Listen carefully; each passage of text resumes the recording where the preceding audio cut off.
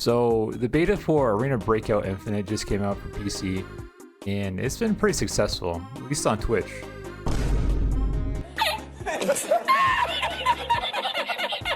Let's talk about the good, the bad, and unfortunately the ugly.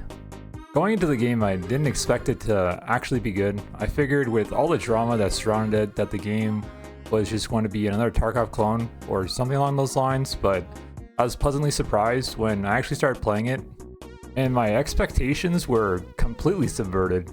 A lot of the systems that we've always wanted in Escape from Tarkov are here in this game, and the quality of life changes were literally enough just to get me hooked right out of the gate. If I had a way of explaining it to someone, I'd simply say it's Escape from Tarkov without the hassle and the bugs. Now, let me explain before you start getting ready to type out your convoluted responses in the comments. Arena Breakout stole everything from Tarkov, and it's just a clone, so your opinion is invalid and you're dumb. Also, I'm gonna get this out of the way real quick. Arena Breakout isn't a one-for-one copy of Escape from Tarkov. It might lift some mechanics and take some liberties with the source material, but games have been kind of doing this forever. For example, Genshin Impact lifted mechanics from Breath of the Wild, Terraria taking from Minecraft, Fortnite from PUBG, Valorant from Counter-Strike, and the list goes on and on and on. But to say this game doesn't do anything original is completely false, and it does the game a disservice. It's not a direct ripoff, and in some cases it even does it better than Tarkov does. For instance, the game is buttery smooth, and it actually provides a tutorial at the start. I know, it's wild. Teaching your players how to play the game before throwing them to the wolves, that's just absolutely mind-blowing if you ask me. It's also fundamentally a different game. It's more team-focused than it is solo.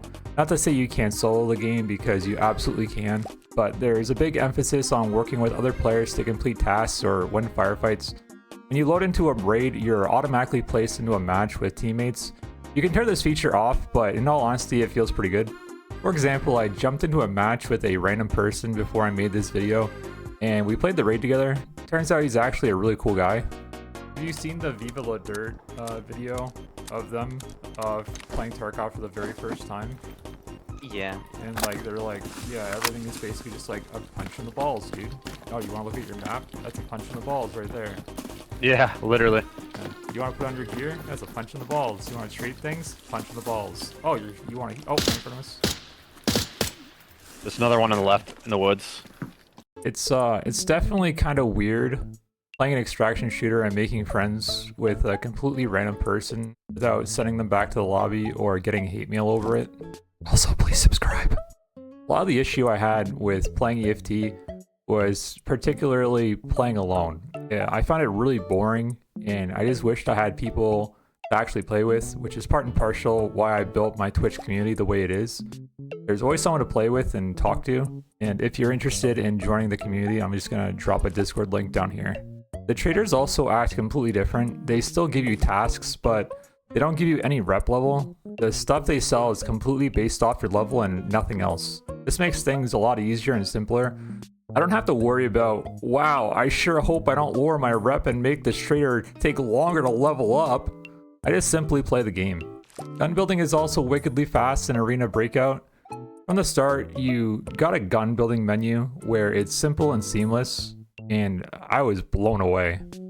When I saw this, they straight up just let you build a gun and buy the parts with no issues at all. No errors, no sending you back to the start, just done. Easy peasy. Healing is also simplified. It's still got its depth with bleeds, fractures, black limbs, and things like that, but instead of scrolling through your inventory or hotkeying your shit, you just hit the hotkey and it does it for you. Nice and easy. You can get back into the fights a lot faster this way. But the one thing I kind of have an issue with is the grenade throwing is a little janky. Even after throwing a couple grenades in the game, it still feels really off. BSG might have spoiled us a little bit too much when it comes to throwing grenades. I don't really feel that satisfying oomph when you hit someone with it. It's more like a wet fart, you know? It needs a little bit more polish, and I'm sure other people probably feel the same way. The menus also feel a little weird, but I mostly chalk that up to the simple fact that I'm just used to playing Escape from Tarkov and navigating their menus. It's not that the menus are bad, just a little strange for me. The gunfights are also really fun, and surprise, surprise, the helmets will save your life. I know. Let me repeat that again. The helmets will save your life. But in all seriousness, the hit registry is actually really good. There hasn't really ever been a time where I felt like I was cheated out of a kill and the game was desyncing in any way. It's also nice just being able to see who your teammate is and who it isn't. I know that a lot of Tarkov purists are going to tell me in the comments that having good communication and teamwork are fundamental, and I don't like this game simply because of that. And sure, you can have your opinion on it, but it gets old real quick when your friends make a really bad call and it just tilts you for the rest of the night because of it. It's just annoying, and I'd rather have a HUD. The game also still has a learning curve. It's not as steep as some games, but it makes you think after you get into a firefight and you lose it. A lot of the time I'll think of what I did wrong and what I could have done differently.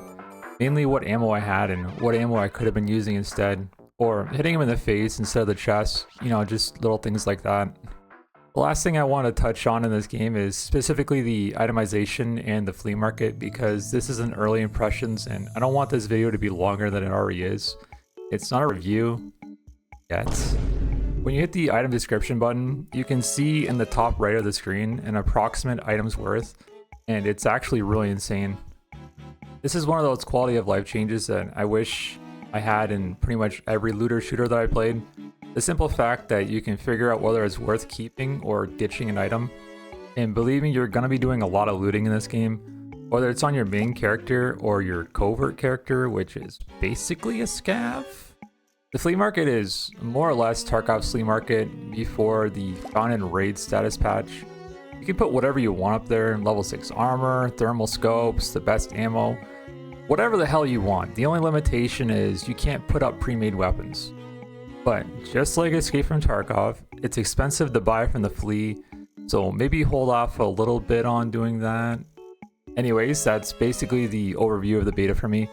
It's a very impressive game just from how they've put the game together, and I'm looking forward to the launch. It's for sure going to scratch that extraction shooter itch that I've had for the past couple months. And to be fair, I'm a little worried about the monetization, but at the end of the day, we'll cross that bridge when it comes to it. That's all for now. If you found this video at all useful or helpful, make sure you hit me with that like button, subscribe, or simply just leave a comment with your opinions. Love to hear your thoughts on this. I'll see you guys in the next one. My name is Limbo City TV. Thanks for tuning in.